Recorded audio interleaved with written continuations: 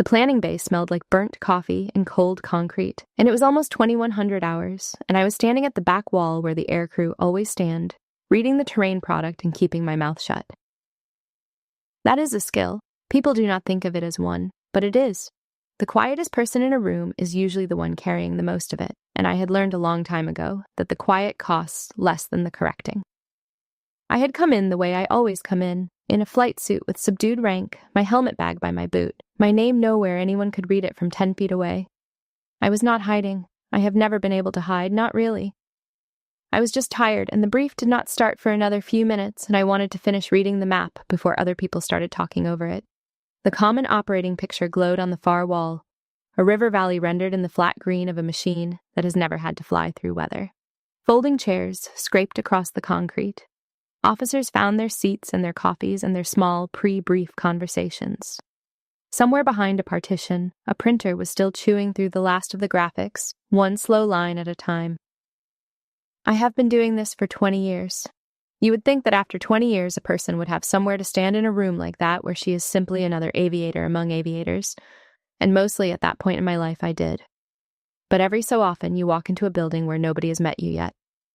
And the building decides who you are before you have said a word, and there is nothing to be done about it except to let the evening correct the record on its own schedule. Colonel Brett Halloran ran the ground scheme, and Colonel Brett Halloran liked a room to know he was in it. He was a big man with a parade ground voice and the kind of confidence that has never once been wrong out loud, which is a different thing from never being wrong. He had been working the front of the bay, shaking hands, calling captains by their first names, warming up the crowd the way a man does when he thinks the evening belongs to him. He was not a stupid man. That is the part people always want me to say, that he was stupid, and he was not. He was competent, and he was loud, and he had confused the two, which is a more common mistake than stupidity, and does more damage. And then he turned, and he found me at the back wall, a woman he did not recognize standing exactly where the flight leads stand. And I watched him decide to make a point of it. I have watched a lot of men make that decision. There is a particular half-second where it happens, a little brightening in the face, the look of a man who has just been handed an easy laugh and intends to spend it. He did not ask who I was. He did not order me out. That would have been simpler, and it would have been over in a sentence, and no one would remember it. Instead, he performed me. He turned his shoulders so the room would follow his eyes, and he smiled the smile that tells everybody a joke is coming, and he said, loud enough for the parking lot, "Sweetheart, this side of the room is for people who fly the mission, not for the people who file the paperwork for it." A few of them laughed because he was a colonel, and that is what the laugh is for. It is not cruelty, most of the time, that laugh. It is just the sound a room makes when a senior man opens his hand and asks for it. I did not move. I have been in worse rooms than that one. I have been in rooms where the same sentence came with a shove, and rooms where it came with a hand on my arm, and this was neither, so I filed it where it belonged, which was under noise, and I waited. "No, it's fine, stay," he said, waving a hand, generous now, enjoying it, playing the big man being kind to the stray. "You want to be up here with the big boys, you can earn it. Go on, tell everyone your call sign." He spread his arms for the room, playing to the seats the way a man does when he is certain of the punchline. This should be good. I set the terrain product down on the map table. I did not set it down hard. I did not sigh or square up or give him the flush of anger he was fishing for, because I had learned the difference between the fight you win and the fight you flew into, and this was not even a fight. It was a man doing card tricks with someone he thought was a volunteer from the audience. Along the wall, Command Sergeant Major Wesley Kaplan stopped laughing first. He had laughed a little, the reflexive quarter-second laugh, and then he had looked at me, and then he had looked at me again. Longer, the way senior enlisted look at a thing that is not adding up. Sergeants Major spend their whole careers reading rooms, because reading rooms is most of the job, and Kaplan was reading mine, the flight suit, the helmet bag, the stillness, the fact that I had not blushed or bristled or done any of the things a person out of place does. He did not know who I was, but he knew that whatever I was not lost, and he did not care for the taste of what the room had just done. Halloran was still holding his grin, waiting. He was waiting for a punchline. I was the only one in the room who knew there was not going to be one. You cannot argue an aircraft into the sky. I have wanted to, believe me. There have been nights when I would have given a year of my life for the machine to care about how badly I needed it to fly, how right I was, how unfair the wind was being. It never once did. You cannot reason with lift. You can only produce it, or fail to, and the failure does not accept an explanation. I stopped confusing those two things a long time ago, and the day I stopped was the day I got quiet in rooms like this one. So I did not answer Halloran, and it was not fear, and it was not weakness. It was arithmetic. There was nothing I could say in that moment that the morning would not say for me, louder, in a language none of them could talk back to. In 11 hours, a package of aircraft was going to lift off this field in the dark and thread a valley that the map made look easy, and the weather was going to make look like the inside of a closed fist, and every man laughing at me right now was betting his ride home on the plan that was still, at that hour, unfinished. I knew it was unfinished because I had read it. I had read it twice on the flight in, once for the ground scheme and once for the air. And the second reading had found a problem, and the problem was still sitting in the plan like a stone in a boot. I was the incoming air mission commander. My signature was the one the plan did not yet have. That is a strange kind of power to hold in a room that has just decided you file paperwork for a living. You are simultaneously the most important person present and the least regarded. And there is a temptation in that gap, a temptation to close it fast and hard, to reach out and take the regard you are owed. I have felt that temptation my whole career. I have learned to let it pass through me the way you let turbulence pass through the airframe, not fighting it, just holding attitude until it is gone. The manifest was on the table, 6 feet away, face up, and my name was on the top line of it, and Colonel Halloran had not read it, because men like Halloran do not read the parts of the plan that would make them smaller. I looked at it and decided not to reach for it. Reaching for it would have been another kind of performance, mine this time. And I did not want the room's belief handed to me by a piece of paper. If it was going to come, I wanted it to come the honest way, from people who already knew, or from the work itself, which is the only witness that has never once lied on my behalf. I thought about how many times I had stood in exactly this spot. Not this bay. This spot. The one at the back, the one where you are decided about before you have spoken. The first time it happened, I was a lieutenant, brand new, and a warrant officer twice my age told a flight of students that they would be safer walking, and I cried in a stairwell afterward, furious at myself for the crying more than for the thing that caused it. I was so angry that my body had betrayed me, that the water had come without my permission. The 100th time it happened, I did not even feel my pulse change. You would think that is a kind of peace. It is closer to a callus. The skin stops hurting because the skin has stopped being skin. I am not sure that is growth. I think it is just what survival looks like from the outside. Here is the thing they never tell you about being underestimated for 20 years. It does not make you bitter if you are lucky and you work at it. It makes you patient, which looks like the same thing from a distance and is the opposite of it up close. Bitterness wants the other person to lose. Patience does not care about the other person at all. Patience is just the willingness to let the truth take the time it needs, because you have learned that the truth is slow, but it is undefeated, and you would rather be on its side and wait than be on the fast side and be wrong. Kaplan crossed the bay. He did it without ceremony, a sergeant major moving through a room the way water moves through gravel, finding the low path. And he set a fresh cup of coffee down on the map table by my elbow, and he did not say anything, and he did not look at Halloran. It was the smallest correction a man can make. A cup of coffee. Nothing you could point to, nothing you could accuse him of, nothing that took sides out loud. But I have spent my life reading small signals in the dark. That is literally the job, and I read that one clean. It was also the first correction anybody in that building had offered me, and I have never forgotten a single person who offered me one when it cost them something to do it. He still did not know who I was, but he knew what the room had done, and the coffee was him refusing to be part of it. I picked it up. It was terrible, scorched and bitter and hours old. I drank it anyway because a man had meant something kind by it, and you take the kindness in the shape it arrives, and you do not correct the shape. To understand the word Colonel Halloran was asking me to say for his amusement, you have to go back to 2013, to a canyon on the far side of the world, and to a night I have flown again in my head every night since. I was 29 years old. I was a captain, and I was the air mission commander of a 2-aircraft package, and the radio was full of the worst sound there is, which is not screaming. People think it is screaming. It is not. It is a young man keeping his voice level while he tells you the math is going bad. It is the discipline in the voice that breaks your heart, the way he is holding it steady for you, for the net, for the others listening, when you can hear underneath it that he has already started doing the arithmetic on his own life.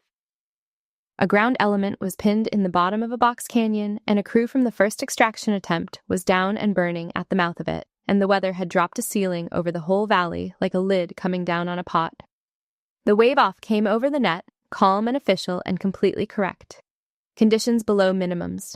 Return to base. I want to be fair to the person who made that call, because it was the right call by every rule we are given, and the rules are written in the blood of people who died learning them. Nobody was wrong to say return to base. That is what makes it the kind of night you carry forever. It was not a night with a villain in it. It was just a night where the right rule and the right thing had come apart from each other, and somebody had to choose which one to fly. I refused the wave-off. I want to be careful about how I say that, because I have heard people tell this story as if refusing was brave. And it was not brave. It was a decision. And a decision has a bill attached that somebody always pays. I turned the package into the valley because the alternative was to fly home in clean air, while men I could still hear on the radio stopped being on the radio. And I had decided, somewhere in me I could not point to and still cannot, that I would rather answer for going in than live with having gone home. Those were the two prices on offer. There was no version with no price. There never is. Anyone who tells you there was a clean choice available that night is selling you a story, and I do not sell that story, not even to myself, especially not to myself.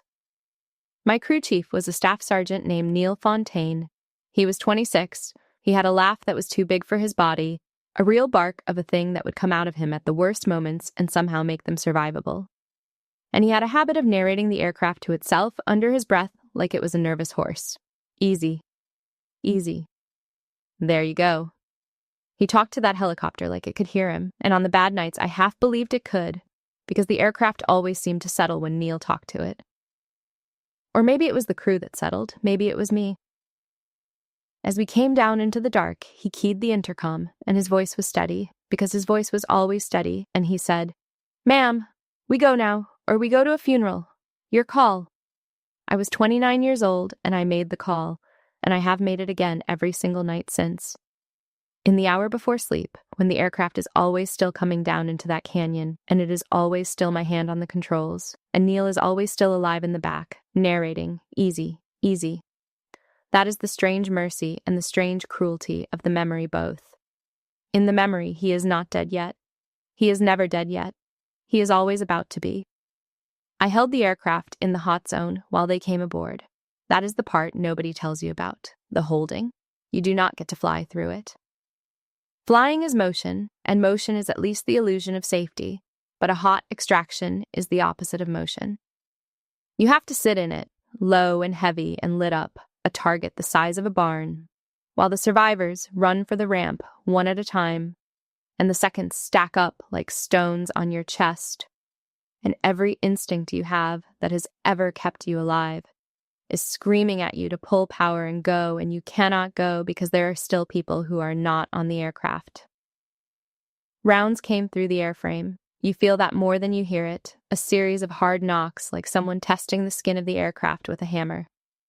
I felt one of them go past close enough to move the air by my cheek, and I have wondered in the years since exactly how close, and I have decided I do not want to know.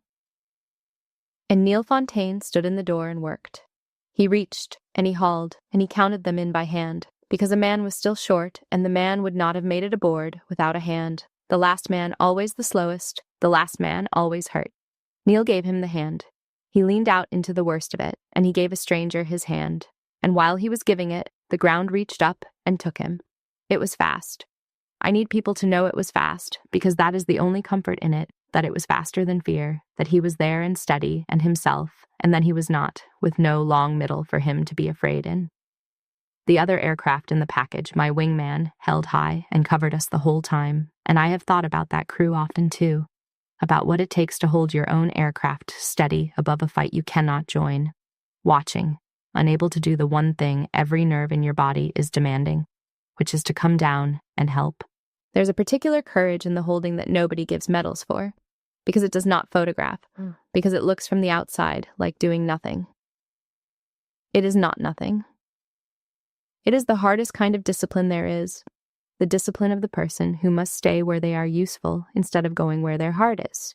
And I learned as much about command from watching that crew hold high that night as I ever learned from anything I did with my own hands. We lifted out heavy and short one. I flew everyone home that night except the one man who made sure I could. There were 11 souls alive on those 2 aircraft who would not have seen the morning, and one of them, a downed pilot with a broken arm and a burned hand, a chief warrant officer named Elias Renner, was pressed against the bulkhead with his eyes closed and his lips moving. And on the ramp afterward, when the engines were spooling down and the medics were doing their work and the sudden, enormous quiet had come down over all of us. The way it does, Renner looked at me across the ramp and he said the word for the first time. He said it the way you say a prayer you did not plan to say out loud, half to me and half to something over my shoulder. Saint. It was not a compliment I wanted.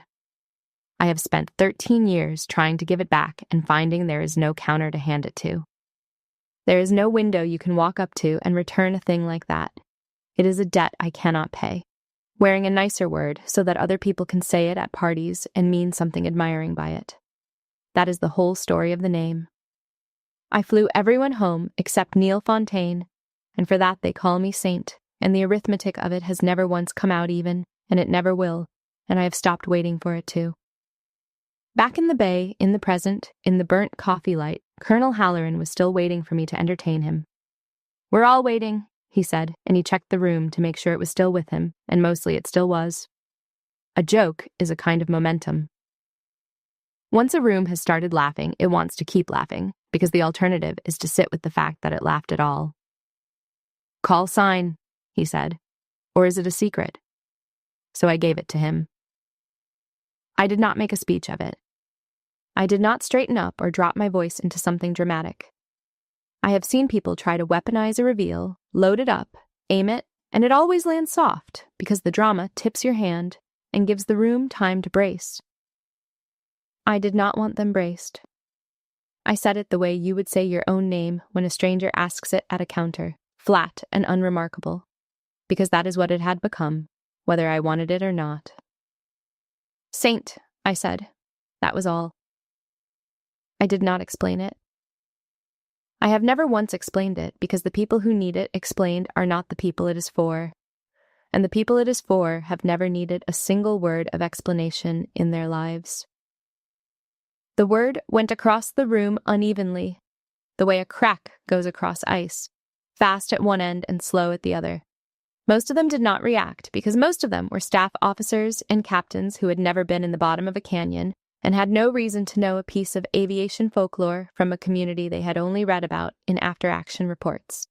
That is fine. That is most people, and there is no shame in it. But a name like that does not have to reach most of the room. It only has to reach one person who is there, and there is almost always one person who is there, because the whole reason a name like that exists is that people live to carry it out of the place it was made. Chief Warrant Officer 4, Elias Renner, had come in with the aircrew a minute before, quiet, tired, a coffee in his good hand. He was 13 years older than the man I had pulled off a bulkhead, gray coming in at the temples now. A slight favor to the way he held his right hand that you would not notice unless you knew to look. He had not seen my face yet. He had been looking at his boots and the floor in the middle distance, the way we all do when we are waiting for a brief to start, running our own checklists behind our own eyes. And when I said the word, he set his cup down on the table without looking at where he was setting it, so that it landed crooked on the edge and slopped over the rim and ran a small brown line across the map, and he did not notice. And Elias Renner is a man who notices everything. That is what has kept him alive. He had gone the color of the concrete. He was staring at me now, and his mouth had come slightly open, and I watched 13 years arrive in his face all at once. The whole weight of them, because he was alive to hear the word. And there is exactly one reason he was alive to hear it, and it was standing at the front of the bay, being laughed at. Beside Kaplan, a captain leaned in and murmured something, some small remark to keep the joke rolling, and I heard the sergeant major answer him low, not unkind, just final, the way a man closes a door he does not intend to reopen. "That's not a joke, sir." The captain looked at Kaplan's face, and whatever he saw there, he stopped smiling, and he sat back, and he did not say anything else. And behind Colonel Halloran, at the far end of the bay, the door opened. I did not see who it was yet. I only saw what it did to the room, which is the truer measurement anyway, because a room will tell you the size of a thing before your eyes will. Command presence entered the way weather enters, before you have looked out the window, a pressure change you feel in the air of the room before you feel it on your skin. Chairs shifted, postures corrected up and down the rows without anyone deciding to correct them. 2 conversations died in the middle of their words.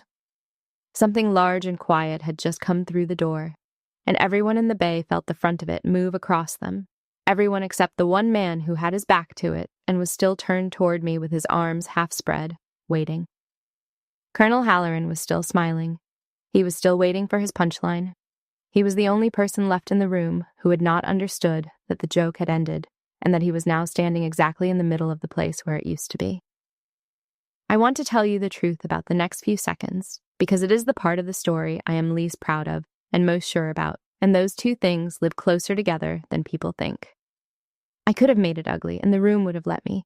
That is what leverage is. It is the sudden knowledge that you could open your hand and let a man fall, and that nobody present would catch him, and that some of them would be quietly glad to watch him go. I felt it arrive cold and clean and very tempting, the way it always arrives. Not as rage, but as opportunity, which is more dangerous than rage because it feels reasonable. I had 13 years of being decided about in rooms like this one stacked up behind my sternum.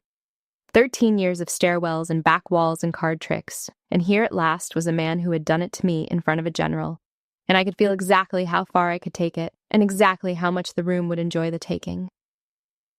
There is a version of that night where I do it. I have imagined it since, the way you imagine the road you did not take.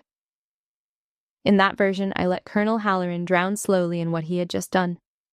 I make him say it back. I make him stand there while I lay it out for the whole bay, every canyon and every det, and I watch the color leave him the way it left Renner, and I let the room do to him what it had started to do to me. It would have been satisfying. I am not going to pretend it would not have been satisfying. Anyone who tells you that kind of thing is not satisfying has never been on the receiving end of the thing it answers. But I have flown with anger in the cockpit. Not often.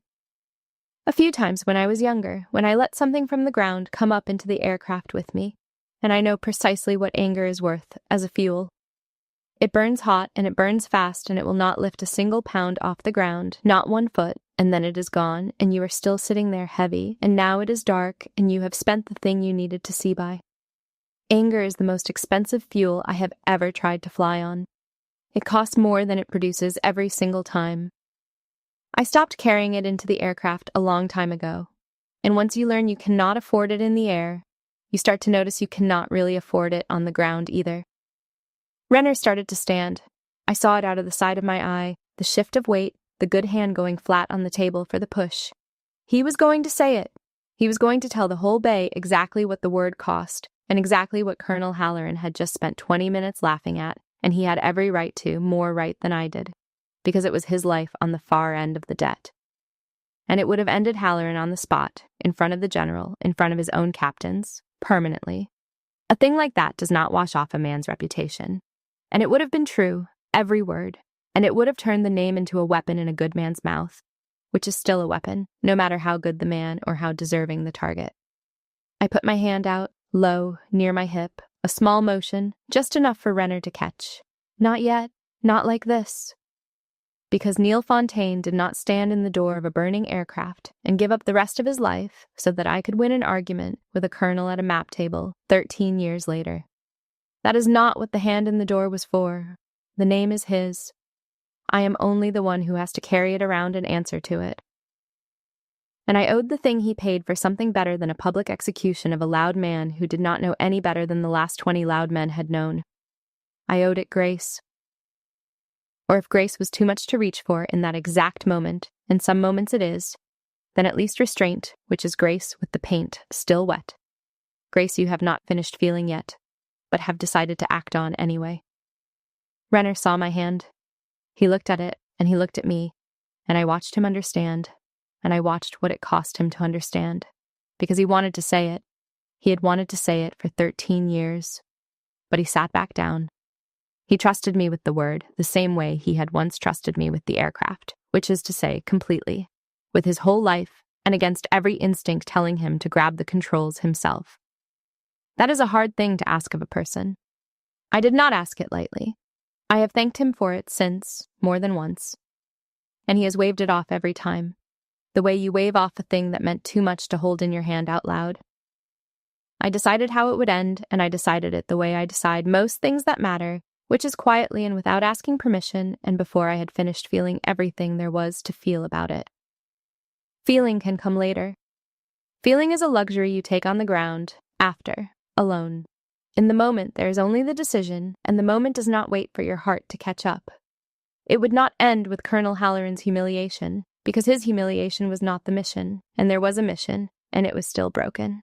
There were men in that room who were going to fly into weather in 11 hours on the strength of a plan that had a seam in it, wide enough to lose an aircraft through in the dark, and that seam did not care about the Colonel's pride or mine, and it would still be sitting in the plan long after everyone had forgotten who laughed at whom. That was the only thing in the bay that actually mattered. Everything else was noise. My pride was noise. His pride was noise. The general at the door was, for that one moment, almost noise. There was the seam, and there was 11 hours, and there was nothing else worth a single second of the room's attention. So I walked to the front, not to take a bow, to take the map. I crossed the bay, and the room watched me cross it. And it is a strange thing to walk across a room that is watching you differently than it was watching you 90 seconds before, to feel the regard change temperature around you as you move through it. I did not let it into me. That is its own discipline, not letting the sudden respect in any more than you let the contempt in. Because they come from the same place, a room's willingness to decide about you, and if you feed on the one you have agreed to starve on the other. I picked up the manifest off the table, the one with my name on the top line, and I laid it flat where Colonel Halloran could read it if he chose to look down, which he did. I watched him read it.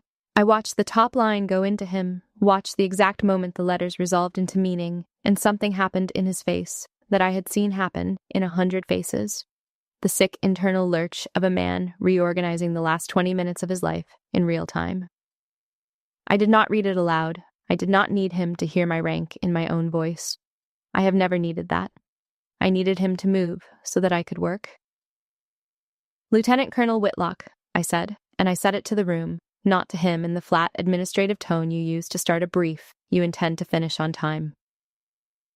Air Mission Commander for this package, let's talk about your infiltration timing, because as it is written right now, it puts 2 aircraft in the same piece of sky at the same time in 0 illumination, and the terrain does not give either of them anywhere to go. The bay reorganized itself around the sentence. You could feel it happen, the way iron filings turn all at once when you finally bring the magnet close, the whole field of them swinging to a new north. I had caught the seam because catching seams is the whole of what I do, and because I had flown the plan in my head 3 times on the way in, which is a habit I got from Neil, of all people, who used to say that a plan you have not flown in your head is just a wish with a briefing slide. You fly it before you fly it. You put yourself in the seat at every phase, and you ask the aircraft what it wants, and you listen for the place where the plan asks the aircraft to be in 2 places at once, or asks it to do a thing the air will not let it do, because the air has opinions and the paper does not know them. Nobody in that bay had flown the plan. They had built it, carefully, competently, and set it down finished, and admired it. And not one of them had climbed inside it and flown it through the dark to find the place where it broke. That is not a criticism of them. It is just the difference between the people who make the map and the people who have to be inside it at 0 illumination with weather in the glass. I picked up a marker. I put the seam on the wall in front of all of them. The timing overlap nobody had caught because everybody had been looking at the ground scheme and nobody had been flying it, tracing the 2 flight paths and the place where the math folded them into the same half-mile of black air over a river bend. I walked them through the fix. A 30-second stagger on the second serial, an altitude block, hard deck and ceiling, so that even if the timing slipped in the dark, the 2 aircraft would be separated by height instead of by luck. Abort criteria that a crew could actually read on instruments at night with weather in the windscreen and adrenaline in their blood. Not the vague, soft language the plan had used, but numbers, hard numbers. the only kind of comfort that survives contact with a bad night. The name got me the room. I understood that, and I want to be honest about it because I have no patience for the version of this story where the name did not matter. It mattered. The name is a door, and it opened, and I walked through it, and I would be lying if I said the door had not saved me 20 minutes of establishing myself from scratch. But the name is not the reason anyone got home in 2013, and it was not going to be the reason anyone got home tomorrow. What I did after the door opened was the only part that had ever mattered. Then or now. The word buys you the first 10 seconds of a room's attention. Everything after those 10 seconds, you earn again from nothing. Every time, forever. And the day you forget, that is the day the name starts flying the aircraft instead of you, and the name cannot fly. It never could.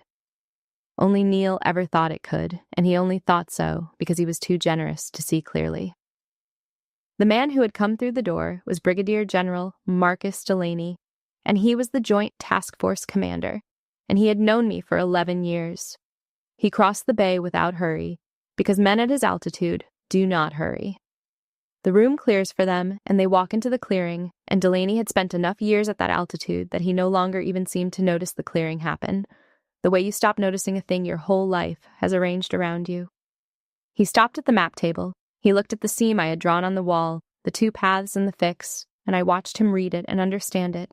Because Delaney had been an aviator before he was a general, and he had never let the stars take the pilot out of him. Then he looked at Colonel Halloran, and he let a silence sit there just long enough to be a sentence of its own, the kind of silence that a very senior man can afford, and a junior one cannot. "Colonel," General Delaney said, "I see you've met my air mission commander."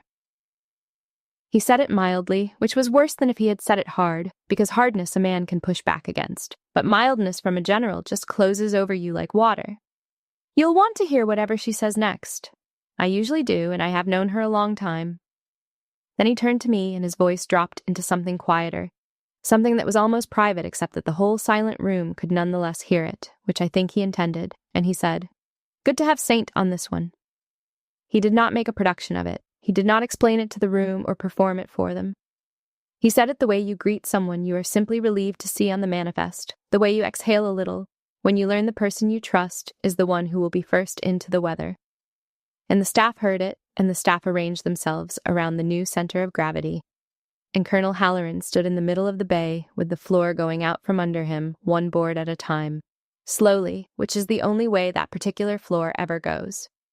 And then Renner stood, and this time I did not put out my hand, because this was not the same thing it would have been 2 minutes before.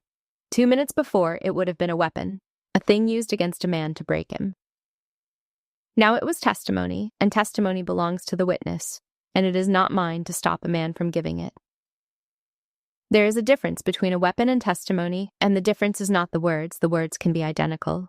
The difference is what the words are for. The first is for ending someone. The second is for telling the truth and letting it land where it lands. "Sir," Renner said to Delaney, to Halloran, to the whole room, and his voice was steady now in a way it had not been steady when the cup slipped from his hand, steady the way you finally get to be when a thing you have carried alone for years is about to be set down where other people can see the weight of it and help you hold it. In 2013, 4 of us walked out of a canyon that we had no business walking out of because she flew into it after the wave-off had already been called. I'm one of the 4. I had a broken arm and a burned hand, and I was making my peace with the dark I had already started, and she came down through weather that had killed a crew 20 minutes earlier to pull us out. Her crew chief died in the door doing it. So the word is not a joke. I have never once heard it as a joke, and I would take it as a personal kindness if I never heard it used as one again. He said it plainly, the way you say a thing you have practiced only in your own head, alone, on the nights it will not leave you be. And I had to look at the floor for a second. I am not ashamed of that. There are debts that get read aloud only a handful of times in your whole life, and when one of them is read, in a room, by the man who owes his life to it, saying it is not a joke, the only honest response your body has is to look at the floor and let it be true for a moment before you have to be a lieutenant colonel again. I looked up from the floor after a moment, because you cannot look at the floor forever, and the first face I found was Kaplan's. And the sergeant major was looking at Renner with an expression I have seen on the faces of senior enlisted men exactly twice in my career. and both times it was aimed at a soldier who had just done something quietly enormous. It is not admiration, quite. Admiration is too soft a word for it. It is more like recognition. One professional acknowledging that another has just carried a heavy thing correctly in public without dropping it. And Kaplan gave that look to Renner, and then he turned it, briefly on me, and I understood that I had just been entered into a ledger that matters more than any manifest, the private ledger that senior enlisted men keep and never show anyone. And that in that ledger, the account had just come out in my favor. I would rather have that than the general's greeting. I have both now, and I know which one I would keep if I could keep only one. Colonel Halloran tried to recover, and I will give him this much. He was not a coward. Cowards go silent and small and wait for it to pass. He did not. He said something about not having had the full picture, and he was right, he had not. No one had handed him the picture, though he might have asked before he started the show. And the room did not help him find his footing, because the room had watched him decide to make a stranger small for sport, and the room was not, in that moment, in a forgiving mood. He had been waiting the whole evening for a punchline. He finally understood what it was. It was him.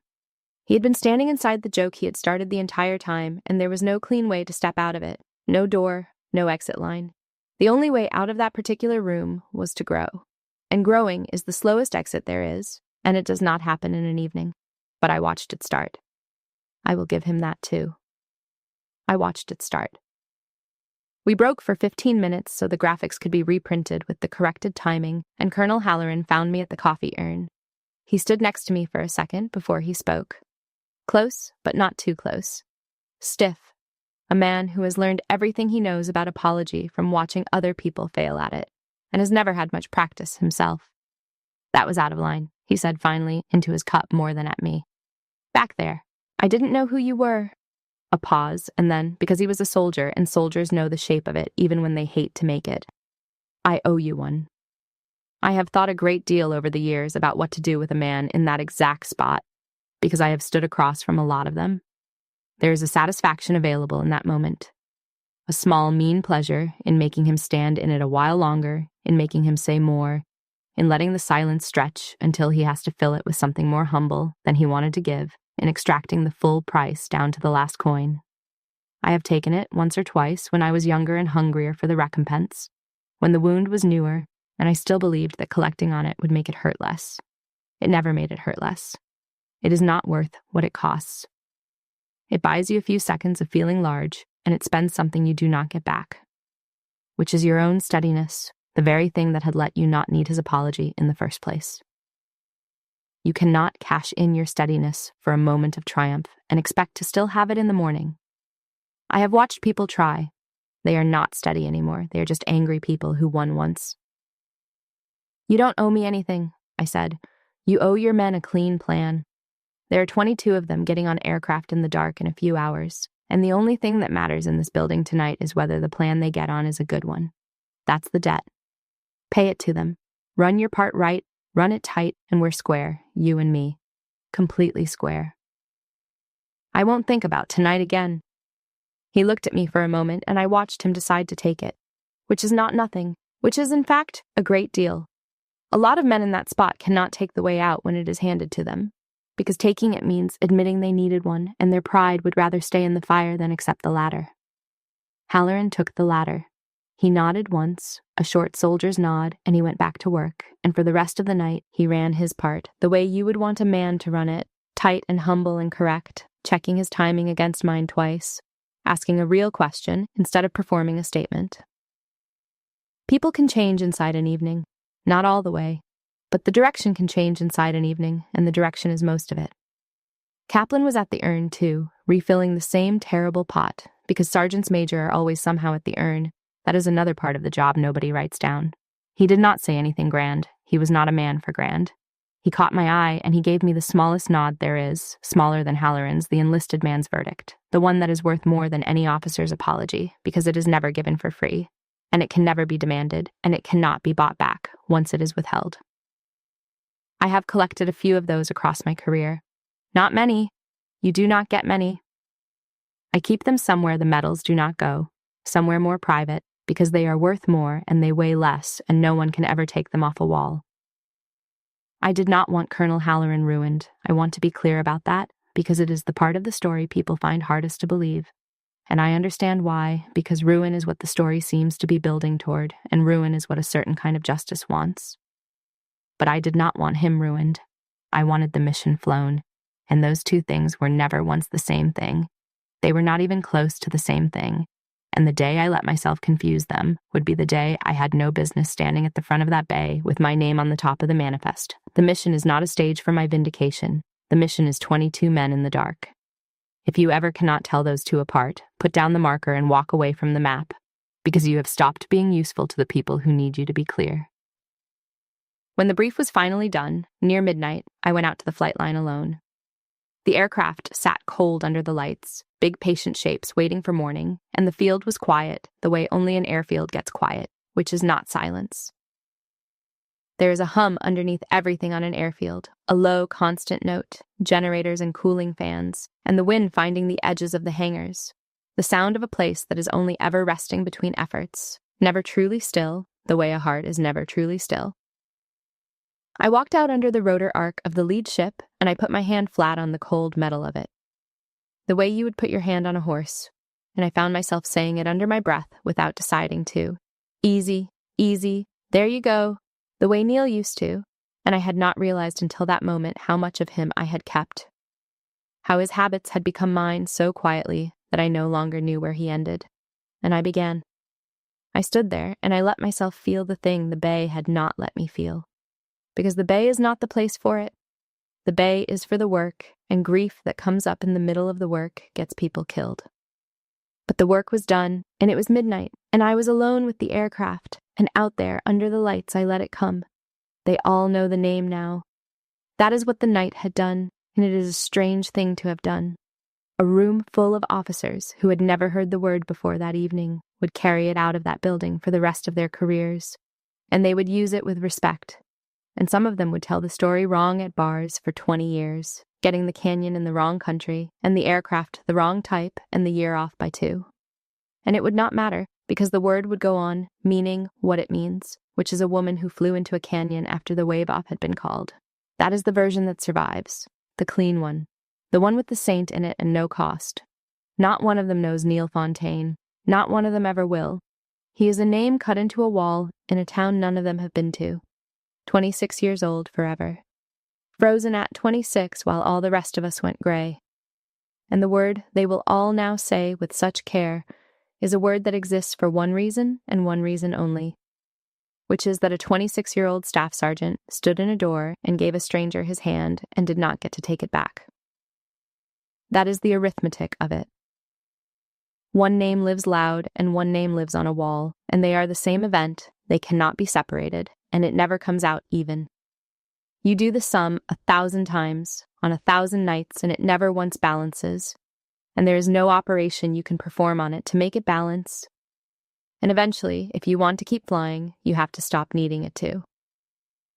People think grief is a feeling. It is, in the beginning. In the beginning it is a flood, and you are just trying to keep your head above the water and breathe. But if you live with it long enough, and I have lived with this one for 13 years, it stops being a feeling and becomes a practice, a thing you do with your hands, and for a pilot, the practice is a checklist. So I stood at the flight line at midnight, and I did the practical grief of a pilot. I pulled out the corrected air plan, and I went through the seam fix one more time under the lights, slowly, out loud, checking my own work a final time. Because the only real memorial I have ever been able to build for Neil Fontaine is to make certain that whatever killed the people I could not save does not get to kill anyone else on my watch, through some carelessness I had the power to catch and did not. That is the whole of my religion. Catch the thing you have the power to catch, every time, so that the door he stood in was not the last door. I thought, standing there, about the letter I had written to Neil's mother 13 years ago, the hardest thing I have ever composed, harder than any plan, and about how I had thrown away a dozen drafts because none of them could hold the two facts that had to be held at once, which were that her son had died and that 11 people were alive because of the exact manner of his dying. Those two facts do not want to sit in the same sentence. They fight. And I have come to believe that learning to hold them both, without letting either one crowd the other out, without letting the grief erase the meaning or the meaning erase the grief, is the entire work of surviving a loss like that. I still write to her, every year on the day. I tell her what the name did that year, where it went, who said it, what it protected. I did not used to know why I did that. I think, standing at the flight line that midnight, I finally understood. I was sending her the receipts. I was showing her, 1 year at a time, that the terrible price her family paid was still, all these years later, buying something real for someone who would never know to thank her. You do not get over it. I want to say that clearly to anyone out there who is waiting to get over something and wondering, in the meantime, what is wrong with them that it has not happened yet. Nothing is wrong with you. You do not get over it. That is not how it works, and the people who told you it was were trying to comfort you and did not know. What you do is get better at carrying it. You get stronger in the exact places it made you carry. The way a bone comes back thicker at the break, denser, harder to break again in the same spot. And you make very sure, with the strength that it and only it gave you, that the weight buys something for somebody who is still alive to spend it on. The grief does not leave. You stop asking it to. You just put it to work, and the work is the closest thing to peace that a night like that one will ever let you have. The package lifted before dawn. I flew the mission because that is what an air mission commander does. She does not send the crews into the weather and stay warm in the operations center watching a screen. She is the first ship in and the last ship out, and if the plan is good enough for them, it is good enough for her. And if it is not good enough for her, then it was never good enough for them, and she had no business writing it. We threaded the valley in the dark with the corrected timing, 30 seconds of stagger on the second serial and a hard block of altitude between the two aircraft, and the seam held. Two aircraft that would have met each other in that black river bend under the old plan never came within a half mile of one another, and neither crew ever knew how close the other plan had put them. Which is exactly right, which is the whole point, because the best work an air mission commander ever does is the near miss that never happens, and that no one is ever aware almost happened. The ground element we went in for came out whole. Everybody came home. That is not a sentence I get to say about every night of my life. And I do not say it lightly on the nights I do get to say it. Everybody came home. Colonel Halloran ran his hand off clean and tight and exactly on time, better than the plan even required. And when it was over, he found me on the net for one word. Thanks, just the one, and I said copy, just the one back, and that was the correct size for it. Some things are ruined by being made bigger. That was one of them. 2 words on the net, and it was complete. The aircraft did not care who had doubted me at the brief. It never does. That is the mercy of the work, the thing that has kept me sane across 20 years of back walls and card tricks and men deciding out loud that I was the paperwork. In the air, there is no back wall. There is no seat at the back where they put the ones they have decided about. There is only the aircraft and the weather, and whether you can fly the one through the other, and I can. And the sky has never once asked me to prove it a second time or held the first time against me. You do not argue an aircraft into believing in you. You cannot. There is no argument. There is only the flying, and the flying is the whole of the argument. And it wins every time it is allowed to be made, and no loud man in any bay has ever been able to talk over it. Renner walked me out to the ramp after we shut down, favoring, all these years later, the hand that never fully came back, the burned hand, the one Neil's door cost him the full use of. We did not say much. Men like Renner and women like me do not close 13-year distances with speeches. We do not have the equipment for it, and we would not trust the speeches anyway. He looked at the aircraft for a while, the cooling metal ticking as it gave up the night's heat, and then he looked at me and he said, Fontaine would have liked knowing the name still means something, that people take it serious, that it's not just a story that got smaller every year until it wasn't true anymore. It means him, I said. That's all it ever meant. That's all I ever want it to mean. Keep it that way. He nodded, and he understood, because he had always understood. He was the one person alive who had never needed it explained, and we left it there, which was enough, which was more than enough, which was more than I had had the night before. For 13 years, I had carried that name out to the aircraft by myself, in the dark, every mission, and set it down in the seat beside me and picked it up again when we landed. That morning, for the first time, walking off the ramp with the sun finally coming up over the wire, I did not carry it alone. There was one other person on that field who knew exactly what it weighed, and exactly what it had cost, and exactly whose it was, and that is not a small thing. That is, in the end, most of what any of us can hope for. Not that the room understands, not that the loud man apologizes, just that somewhere there is one other person who knows the true weight of the thing you carry, and who will step in and help you lift it on the mornings your own arms finally give out. I had spent 13 years being the person who lifted. It turns out I had one too. I just had to say the word out loud in a room full of strangers to find him standing there, 13 years older, waiting to help. I want to say something to you now, directly, if you will let me, because I do not think you have stayed with me this long by accident. If you have ever stood at the back of a room while someone louder than you decided out loud that you did not belong in it, that you were the help, the paperwork, the intern, the assistant, the volunteer from the audience, the joke that was about to be told, then hear me, because I have stood in that exact spot more times than I can count, and I know precisely what it does to you. It makes you want to reach for the proof. It makes you want to lay your whole life out flat on the table so that they will finally see it. All the canyons and all the debts and all the names, so that they will stop, so that they will know, so that the reaching will finally be over. I understand the wanting. I have felt it in my own hands, the itch to grab the manifest and read the top line out loud. But I am telling you, from the far side of a great many of those rooms, that you do not have to. You do not owe a stranger the whole of who you are just to be allowed to keep standing where you already earned the right to stand. Their belief was never the thing holding you up. You are holding you up. You have been the whole time. Let the work say it. Whatever your work is, whatever your canyon is, whatever the thing is that you can do, that they have decided you cannot, do it and do it well and do it quietly and let the doing be the argument, because the doing cannot be laughed at.